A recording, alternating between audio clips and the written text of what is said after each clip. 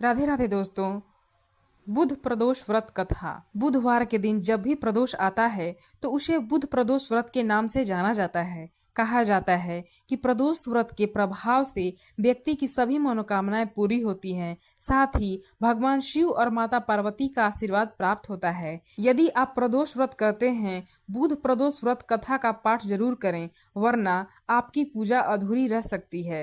बुध प्रदोष व्रत कथा प्राचीन काल की कथा है। एक पुरुष का नया नया विवाह हुआ था।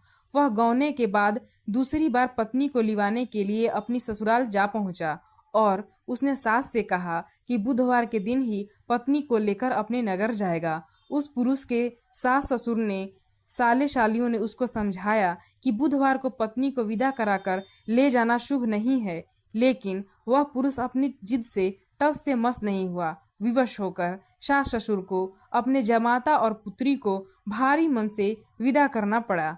पति पत्नी बैलगाड़ी में जा रहे थे। एक नगर के बाहर निकलते ही पत्नी को प्यास लगी।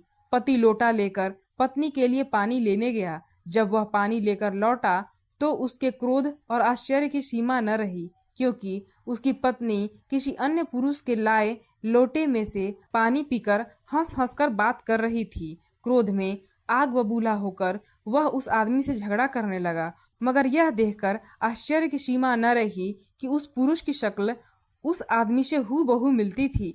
हम शक्ल आदमियों को झगड़ते हुए जब काफी देर हो गई तो वहां आने जाने वालों की भीड़ एकत्र हो गई। सिपाही भी आ गया। सिपाही ने स्त्री से पूछा, इन दोनों में से कौन सा आदमी तेरा पति है? तो वह बेचारी असमंजस में पड़ गई, क्योंकि दोनों की शक्ल एक दूसरे से बिल्कुल मिलती थी।